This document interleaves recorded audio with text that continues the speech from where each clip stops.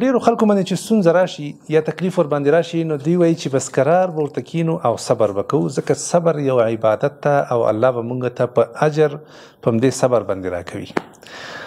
یا مثلا دوی دا فکر کوي چې زه توکل په الله چې الله څه راته لیکلي وي هغه به موږ ته رسیږي، بس نور زموږ کار نشته، زحمت به نه وباسو، تکلیف به نه کوو، منډه به نه وهو او اسباب به په کار باندې نه اچو.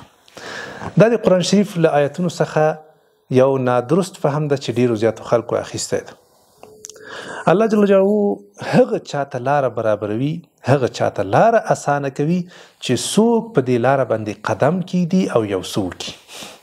دا خبره هم سبحان الله موږ تاسو یې له قرآن شریف نه زده کوو.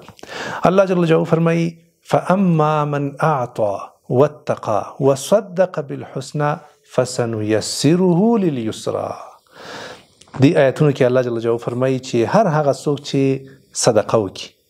او خیرات وکړي او تقوادار واوسیږي او دا کوم شیونه چې د په فکر کې نیولي دي دا تصدیق کړي، یعنی دا وایي چې یقینا الله جل جلاله جنت پیدا کړی ده او ماته به راکوي. یقینا دا څه چې زه کوم کنه په دې کې یوازې او یوازې الله جل جلاله حقدار ده،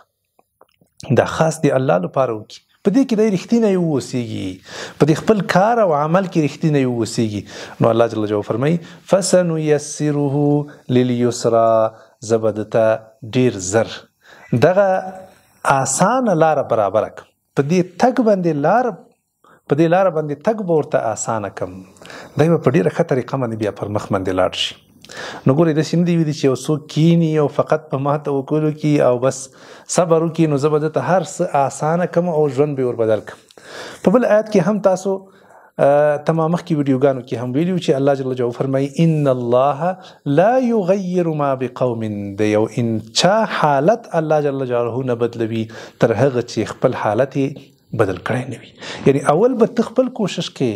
چې خپل حالت دی بدل کی نو بیا به الله جل جلاله ستاسو حالت هم در بدلوي. نو موږ تاسو په هیڅ وخت کې هم داسې غلط فهم نشو اخیستلی لکه څنګه چې ډیرو خلکو سره دا فکر ده کنه چې بس موږ په الله باندې توکل کړی ده چې هر څه راپېښېږي خو راپېښ دي شي. نه، موږ تاسو به انشاءالله کوشش کوو چې د خپل ځان نه بد حالتونه بد پیښې انشاءالله له خپل ځان نه دفع کو،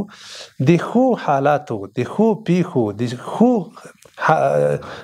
تغییراتو راتګ انشاءالله په خپلو سترګو باندې کوشش وکړو چې ووینو او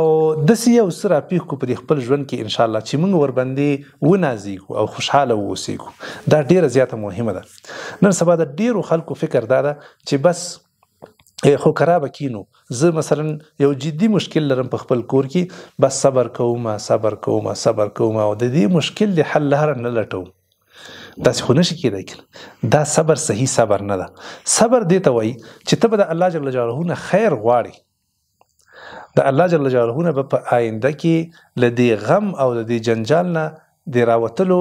یو بهترین حل غواړي د الله جل جلاله نه، خو ته به په خپله هم کوشش کوې چې دا حل څنګه کې د دې مشکل حل راوباسي. صحیح شوه؟ بیا به په الله جل جلاله ته که چیرته کوم شیونه ستا له وس نه پورته و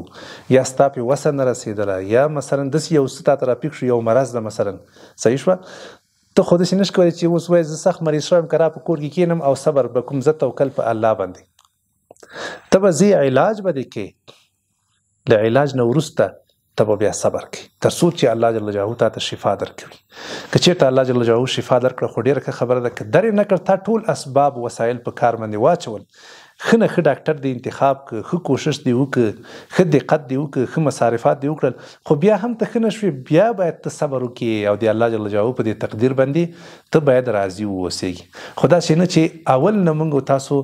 ځان په جنجال کې ښکیل کړو او بیا کرا کینو چې زه خی صبر کوم، زه خی توکل په خدای چې الله جل جلاله څه راپېښوي هغه به راپېښوي، نه او زه نور قرار ناست یم. نه، موږ تاسو به له الله جل جلاله نه خیر غواړو، د مشکلاتو څخه به انشاءالله کوشش کوو چې راووځو او په عین وخت کې به انشاءالله هم صبر لرو، هم به په الله جل جلاله باندې توکل کوو.